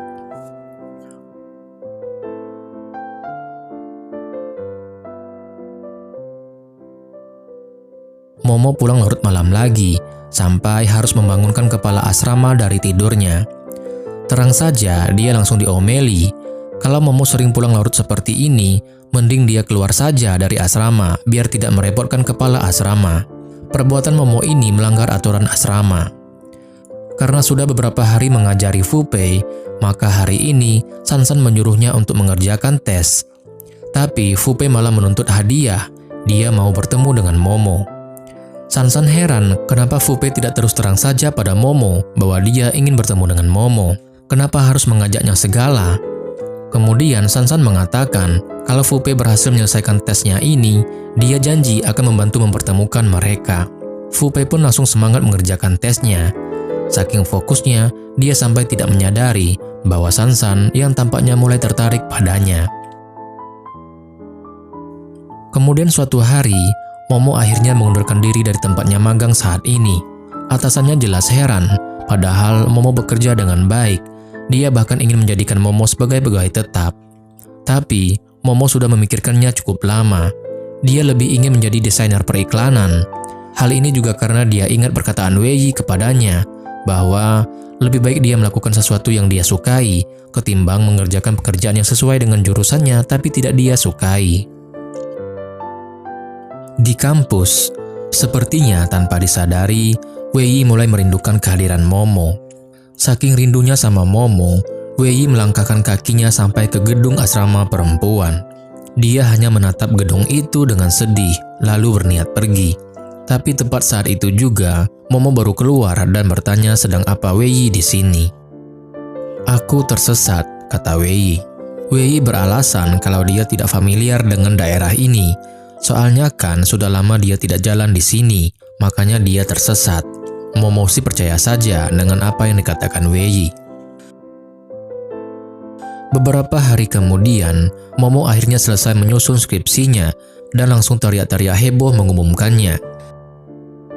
Namun tiba-tiba ponselnya mendadak berbunyi, ternyata telepon dari Wei. Momo mengangkat teleponnya, dan tiba-tiba Wei menyuruh pulang ke apartemennya sekarang juga. Soalnya ibunya Momo mau datang lagi. Momo pun sontak panik mengemasi barang-barangnya. Sansan pun heran "Momo ngapain?" katanya. "Aku kan sudah bilang, ibuku mau menjodohkanku dengan Gueyi. Dia memaksaku untuk serumah dengannya. Gueyi barusan bilang kalau ibuku mau datang ke rumahnya. Aku harus bergegas balik dan pura-pura seolah aku tidak pernah pindah dari sana," kata Momo. Entah apa yang Sansan pikirkan, tapi sepertinya dia punya ide. Lalu dia menyusul, bagaimana kalau dia ikut dengan Momo? Dan lagi, ibunya Momo pasti akan lebih percaya kalau dia ikut, dan tidak akan pernah datang lagi untuk mengeceknya. Benar juga, kalau begitu Momo setuju. Akhirnya Sansan pun ikut dengan Momo. Wei sepertinya sangat senang karena Momo mau datang. Dia bahkan semangat sekali membersihkan seluruh rumah untuk menyambut kedatangan Momo, dan tak sabaran, ia pun menatap pintu terus menunggu kedatangan Momo. Yang ditunggu-tunggu akhirnya datang juga. Wei hampir saja senang, tapi dia malah melihat Momo datang membawa teman. "Di mana ibuku?" kata Momo. "Dia tidak jadi datang," jawab Wei. Ternyata ini cuma siasat Wei supaya Momo bisa balik lagi ke apartemennya. Momo pun langsung kesal. Kalau begitu, dia mau balik lagi ke asrama. Wei ingin mencegahnya, tapi tiba-tiba saja Sansan mencegahnya duluan dan memberitahu Momo bahwa sebentar lagi akan ada yang datang juga. "Siapa?" tanya Momo. Bel pintu mendadak berbunyi, dan ternyata yang dimaksud Sansan adalah Fu Fei yang datang dengan membawa banyak snack. "Ayo kita rayakan Momo yang sudah selesai menulis skripsinya," kata Fu Fei. Dia benar-benar bersikap seolah di antara mereka tidak pernah ada masalah apapun. Padahal suasana benar-benar terasa sangat canggung. Momo bahkan tidak mau menatapnya. Berusaha mencairkan suasana, Sansan mengusulkan agar mereka menonton film horor saja. Jadilah mereka nonton film horor dengan menutupi semua tirai biar tambah seram. Para wanita saling merapat ketakutan, dan lucunya Fu Pei juga meringkuk ketakutan. Cuma Wei seorang yang tidak takut sedikit pun. Malah dia geli melihat reaksi Momo. Tiba-tiba hantunya muncul, dan Sansan refleks mendorong Momo saking takutnya. Untung saja Wei sigap menangkapnya. Momo malah protes menyalahkan Wei. Kenapa dia tidak bilang-bilang kalau hantunya mau muncul? Fu Pei menjadi stres melihat interaksi mereka, dan akhirnya melampiaskannya dengan minum-minum sampai mukanya memerah. Lalu tiba-tiba Fu Pei berkata, "Kalian dipaksa tinggal bersama oleh ibumu kan?" "Iya, kenapa?" kata Momo. "Kenapa kau tidak bilang padaku?" jawab Fu Pei. "Kenapa juga aku harus bilang padamu? Kau bukan pacarku," jawab Momo tegas. Saat akhirnya film selesai tak lama kemudian, Fu Pei pun sudah teler, dan Sansan tampak benar-benar sangat mencemaskannya. Akhirnya malam itu pun Fu Pei pulang dengan kecewa. Momo mau balik ke asrama keesokan harinya, tapi Wei mendadak melarangnya pergi. "Kenapa?" tanya Momo. "Bersihkan semuanya dulu." Momo bingung, perasaan sudah bersih deh. Wei pun bingung celingukan mencari alasan, hingga akhirnya dia melihat stiker Doraemonnya Momo. "Singkirkan stiker ini dari dinding," katanya. Tapi Momo ragu, takutnya catnya bakal mengelupas kalau dia cabut stikernya. Wei pun tambah semangat memanfaatkannya untuk membuat Momo tinggal lebih lama dengan menuntut Momo tetap di sini untuk memperbaiki dindingnya. Tapi saat Momo mencabutnya, stiker-stiker itu malah tercabut dengan mudahnya dan tidak membuat dindingnya mengelupas sedikit pun. Sekarang dia tambah bingung mau nyari alasan apa lagi, dan akhirnya dia beralasan kalau saluran airnya tersumbat. Nah, singkat cerita, akhirnya Wei berhasil membuat Momo untuk tetap tinggal di sana dengan berbagai macam alasan yang dia buat. Malam harinya, mereka berdua pergi ke supermarket untuk mencari makanan. Momo pun langsung tertarik dengan deretan kue-kue di etalase. Seorang sales mencoba menawarkan sampel kue kepada Wei, tapi ditolak mentah-mentah. Dia tidak suka manis, katanya.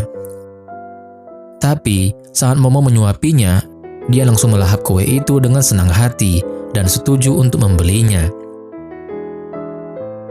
Si sales pun sampai geli melihatnya.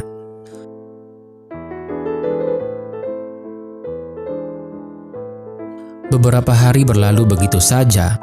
Mereka menjalani segalanya bersama-sama, keluar rumah bersama, main game bersama, dan lain sebagainya.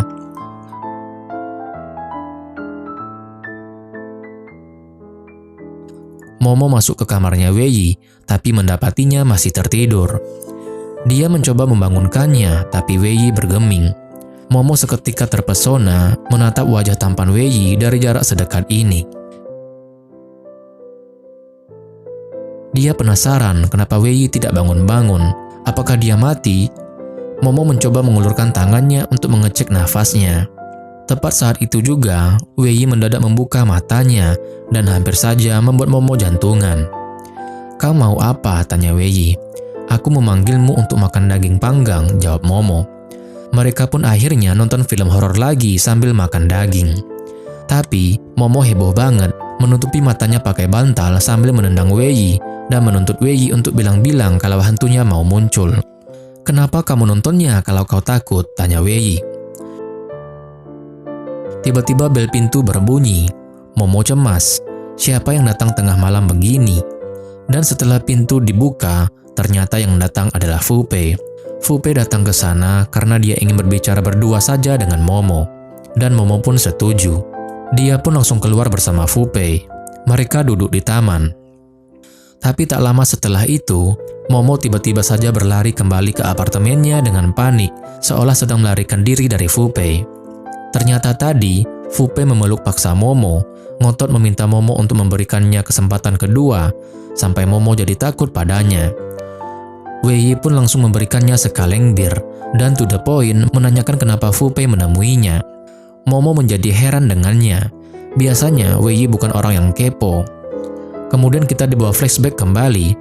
Awalnya Fu Pei cuma diam saja, tapi akhirnya dia mengaku terus terang kalau dia ingin bersama dengan Momo.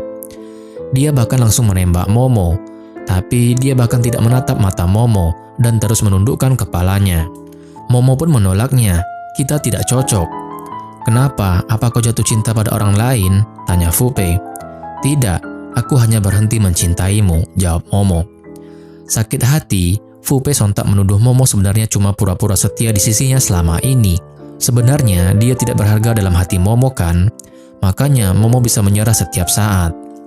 Berusaha menahan air matanya, Momo mengaku bahwa dia tidak bermaksud berhenti mencintai Fu Pei secara tiba-tiba.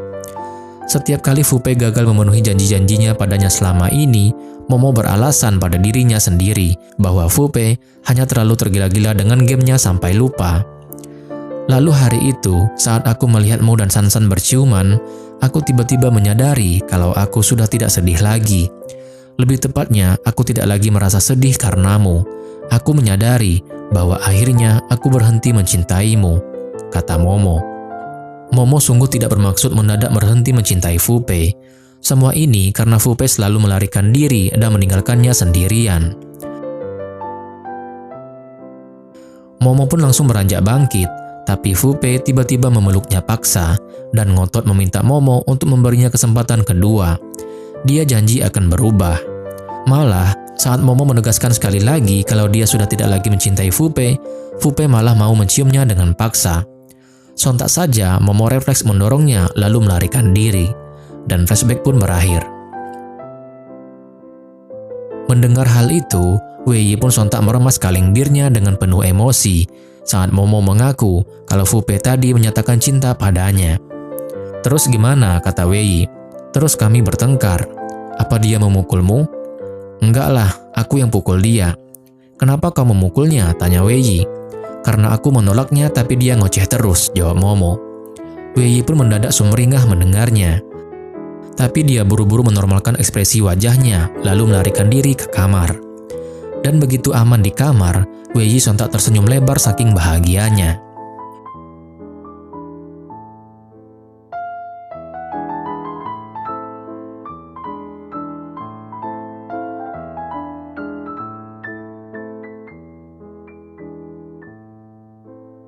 Fu Pei kembali ke kampus dengan linglung saat tiba-tiba ponselnya berdering dari Sansan. Fu Pei malas mengangkatnya, tapi setibanya di asrama pria, dia malah mendapati Sansan sudah menunggunya di sana. Sansan akhirnya membantu mengobati pipinya. Fu Pei mengaku kalau dia menyatakan cinta pada Momo barusan, tapi Momo menolaknya. Sudah kuduga, jawab Sansan. Bagaimana jika aku bilang kalau aku menyukaimu, kata Sansan. Berilah aku kesempatan untuk tinggal di sisimu. Sansan tahu kalau Fu Pei masih menyukai Momo, tapi dia rela menunggunya. Tapi Fu Pei menolaknya.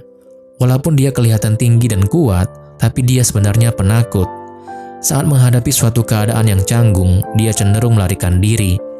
Fu Pei tidak tahu bagaimana caranya menolak wanita, makanya semua orang bilang kalau dia ini pelin-pelan. Dan sekarang dia bahkan tak tahu apa yang harus dia lakukan tentang hubungannya dengan Momo.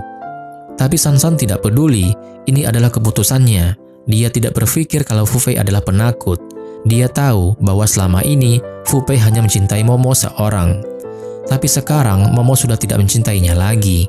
Pokoknya mulai sekarang, Sansan akan terus-menerus menunggu Fu Pei dan tak akan ada seorang pun yang bisa menghentikannya.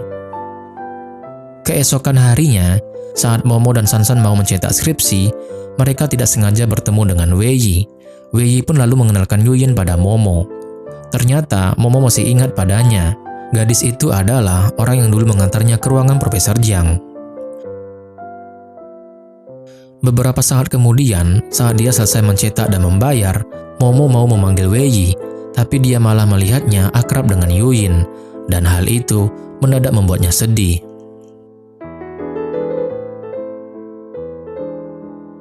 Dia bahkan terus tertunduk sedih sepanjang jalan. Sansan pun sampai geli melihatnya. Kemudian tiba-tiba Sansan mengaku kepada Momo bahwa dia sudah mengungkapkan perasaannya pada Fu Pei. Momo mengaku kalau Fu Pei juga menyatakan cinta padanya waktu itu. Entah kenapa sekarang dia merasa bersimpati dengan Sansan. Fu Pei itu brengsek, kau pasti akan mengetahuinya nanti, kata Momo. Kemudian suatu hari, Momo beserta teman-temannya merayakan hari ulang tahun di tempat Wei Yi. Malam harinya, semua orang kecuali Fu Pei sudah berkumpul dan merayakan ulang tahunnya Momo dengan heboh. Mereka menyanyikan lagu ulang tahun, foto-foto, lalu bermain game. Dan selama itu pula, Wei Yi terus-menerus menatap Momo dengan penuh cinta.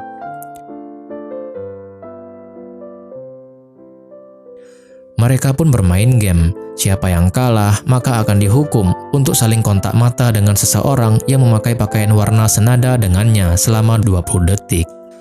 Momo langsung kepedean, tidak ada seorang pun di sana yang pakai baju yang warnanya senada dengannya. Tapi si gendut langsung menunjuk Wei Yi. Dia pakai warna oranye yang senada dengan baju kuningnya Momo.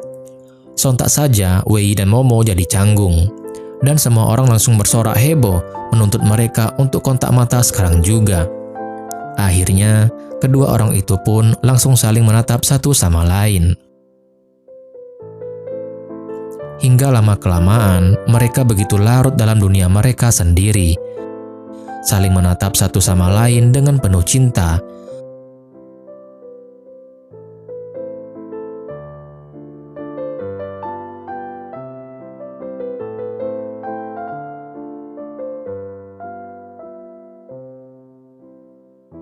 Sampai mereka tidak sadar bahwa waktunya sudah habis 20 detik. Baru saat teman-teman mereka menggertak, mereka akhirnya memutus kontak mata dengan canggung dan membuat semua orang geli melihat mereka.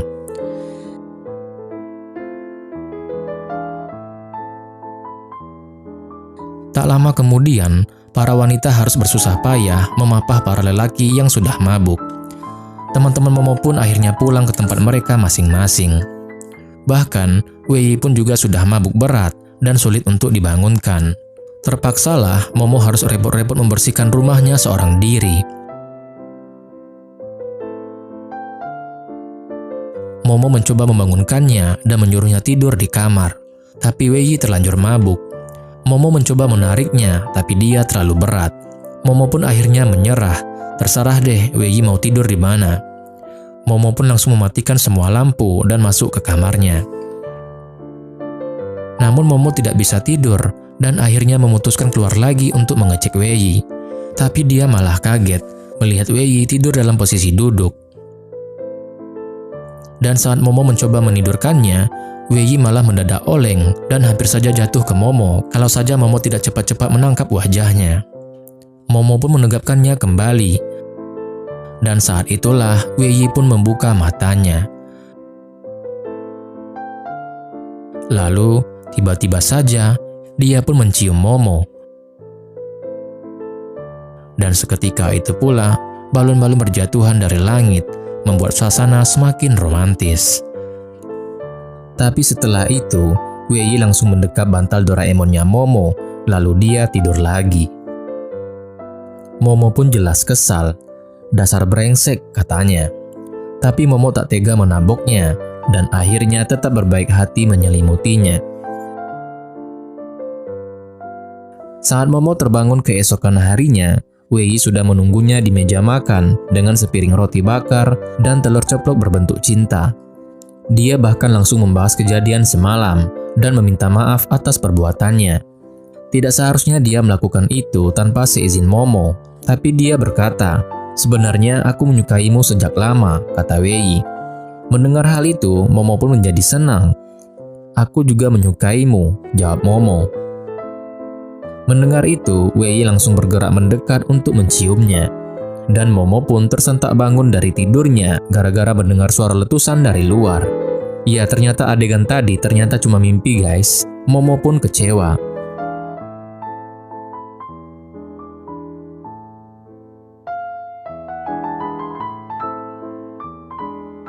Dan setelah itu, saat dia keluar kamar, hampir semuanya tampak sama persis dengan mimpinya. Wei Yi sudah menunggunya di meja makan dengan sarapan untuk mereka berdua. Lalu dia mulai membahas tentang semalam. Jelas saja Momo langsung antusias menanti ungkapan cinta Wei Yi yang sebentar lagi akan terjadi sesuai mimpinya. Wei Yi pun berkata, "Maaf, tidak seharusnya aku membiarkanmu membersihkan rumah sendirian," ucap Wei Yi. Momo pun kecewa karena yang dikatakan Wei Yi tidak sama seperti yang dimimpi. Wei Yi menjadi bingung melihat reaksi Momo. "Kenapa?" tanya Wei Yi. "Apa kau lupa? Kau tidak ingat hal lain?" tanya Momo. Sepertinya dia memang tidak ingat sama sekali, malah dia tambah bingung mendengar ucapan Momo. "Memangnya ada hal lain apa?" tanya Wei Yi. Momo pun mendadak ngambek dan langsung bergegas berangkat kerja.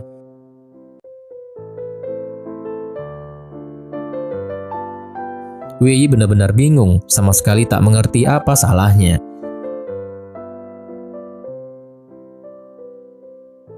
Kemudian suatu hari, karena suatu hal, akhirnya Momo pun keceplosan mengatakan kepada Wei Yi bahwa sebenarnya saat dia mabuk kemarin, Wei Yi menciumnya. Tentu saja Wei Yi pun terkejut mendengarnya, karena sampai saat ini dia sama sekali tidak mengingat kejadian itu. Wei Yi pun mencoba mengingat kembali kejadian malam itu, tapi dia hanya ingat sampai saat dia teler. Dia benar-benar tidak bisa tenang. Bahkan sampai saat dia sikat gigi keesokan harinya, dia terus berusaha mengingatnya. "Apa aku benar-benar menciumnya?" Dia terus bertanya pada dirinya sendiri. Sepanjang pagi, dia terus mencoba mengingat-ingat sambil mengerjakan berbagai hal. Tapi tetap saja hasilnya nihil. Momo pun benar-benar kesal dibuatnya. Karena gregetan, Momo pun langsung mengambil beberapa kaleng bir dan memaksa Wei Yi meminumnya.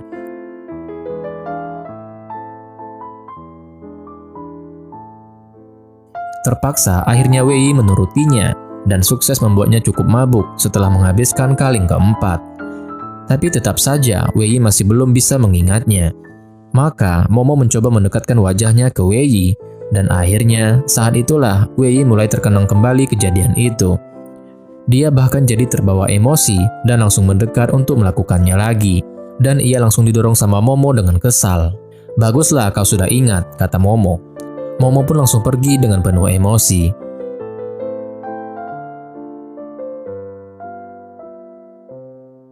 Semenjak hari itu, Wei Yi pun berusaha mengungkapkan perasaannya yang sebenarnya kepada Momo. Tapi, karena dia mendapat saran dari profesor di kampusnya yang gila sains itu, dia pun mencoba untuk menembak Momo dengan cara yang tidak lazim. Misalnya, dengan cara memberikan surat cinta yang menggunakan rumus fisika dan matematika. Saat itu, Momo baru pulang, tapi malah melihat pengumuman pemadaman listrik. Terpaksa deh Momo harus naik pakai tangga, dan listriknya pun mati sampai malam hari. Momo pun kedinginan setengah mati tanpa penghangat ruangan. Dia akhirnya menelpon Wei Yi, minta dibelikan penghangat ruangan kalau Wei Yi pulang nanti. Beberapa saat kemudian, Wei pun menelponnya. "Aku ada di bawah, turunlah," kata Wei. Momo jelas saja nggak maulah, di dalam rumah saja dia kedinginan. Tapi Wei memberitahu bahwa di luar lagi hujan salju. Momo pun langsung bersemangat membuka jendelanya dan langsung menjerit heboh saking senangnya melihat hujan salju akhirnya turun.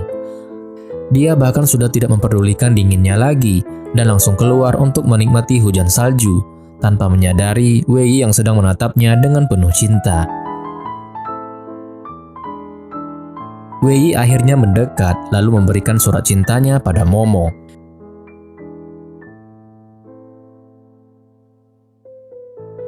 Yang malah membuat Momo melongo kebingungan karena isinya ternyata rumus fisika. "Ngapain kau memberikan catatan pelajaranmu?" kata Momo. "Buat pamer ya kalau pelajaran kalian itu sulit." Wei pun menjadi bingung. "Apa kau tidak mengerti isinya?" tanya Wei. Dia berniat mau menjelaskan maksud rumus-rumus itu, tapi Momo tidak mengerti dan langsung mengembalikan surat cinta itu kembali ke Wei. Wei pun akhirnya kecewa karena Momo tidak tahu isi arti dari surat cinta itu.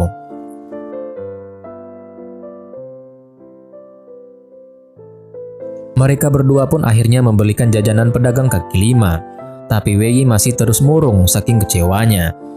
Si pedagang berbaik hati memberikan mereka jajanan yang banyak, soalnya dia lihat Momo pakai baju tipis. Jajanan ini bisa membantu menghangatkannya. Saat itulah Wei baru menyadari bahwa Momo tidak pakai jaket. Kakinya juga cuma pakai sendal rumah, maka dia pun cepat-cepat melepaskan jaketnya untuk Momo.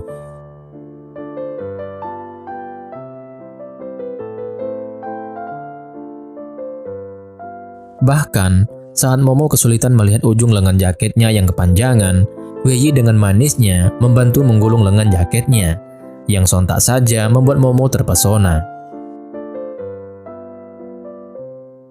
Tapi kedekatan mereka lama-lama membuatnya tak nyaman, apalagi saat dia teringat ciuman mereka yang waktu itu.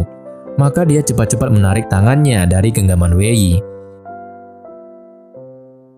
Akhirnya mereka pun kembali masuk ke apartemen. Kemudian, Wei ingin mengungkapkan perasaannya lagi menggunakan puisi romantis. Berharap kali ini Momo bisa mengerti maksudnya. Namun, setelah Wei membacakan satu puisi dengan gayanya yang so romantis, tetap saja Momo tidak mengerti apa maksud Wei. Wei pun kembali kecewa. Dia sempat bertanya dalam hatinya, apakah Momo tidak menyukainya? Ini si Wei, apakah dia terlalu takut untuk mengungkapkan perasaannya secara langsung? Ya, seharusnya sih dia to the point saja ya guys. Karena sebenarnya sekarang kan mereka berdua ini sudah sama-sama suka. Tapi mereka sama-sama takut untuk mengungkapkan perasaannya. Dan beberapa hari kemudian, saat mereka sedang sarapan, mungkin karena Momo sudah melihat banyak tanda-tanda bahwa Wei menyukainya, Momo pun akhirnya memberanikan diri untuk bertanya kepada Wei. "Wei, apakah kamu menyukaiku?" tanya Momo. Mendengar hal itu, Wei pun terperangah. Ia terkejut. Sampai dia tidak bisa berkata apapun, dan ia langsung terbatuk-batuk. Karena Wei masih belum menjawabnya karena dia masih terkejut, Momo pun menjadi malu dan mengira bahwa cintanya bertepuk sebelah tangan. Tapi belum selesai Momo bicara, Wei pun langsung menjawabnya. "Iya, aku menyukaimu," jawab Wei.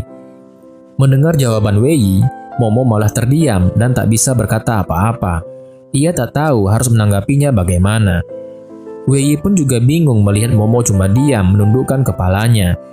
Lalu Wei pun bertanya balik, "Jadi gimana?" "Jadi apanya?" jawab Momo. "Jadi gimana? Apa kau juga menyukaiku?" tanya Wei. "Iya," jawab Momo malu-malu, yang mengisyaratkan bahwa dia juga menyukai Wei. Tentu saja hal itu membuat senyum Wei merekah.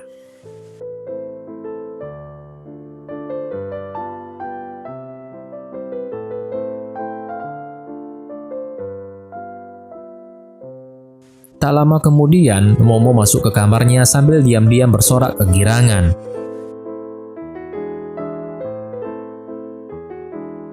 Dengan hati penuh kebahagiaan, dia mengeluarkan semua bajunya untuk memilih baju yang paling terbaik, lalu dandan secantik mungkin sebelum menghadapi Wei. Di dapur, Wei Yi sendiri sedang melamun bahagia sampai dia tidak sadar kalau dia sudah menciprati celananya sampai basah kuyup. Tapi tidak masalah, yang penting Wei Yi bahagia. Dan akhirnya sejak saat itu mereka berdua pun resmi berpacaran. Mulai saat itu, mereka berdua pun selalu menghabiskan waktu bersama dengan sangat bahagia. Jalan bersama sambil bergandengan tangan, makan bersama, dan hampir semua kegiatan mereka lakukan bersama-sama.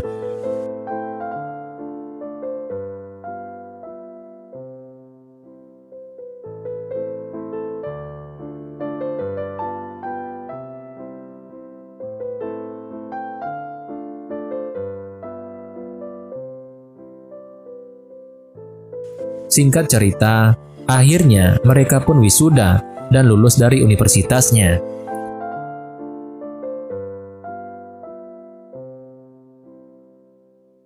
Dan beberapa bulan kemudian, Momo dan Gue Yi pun memutuskan untuk menikah, dan mereka pun hidup bahagia.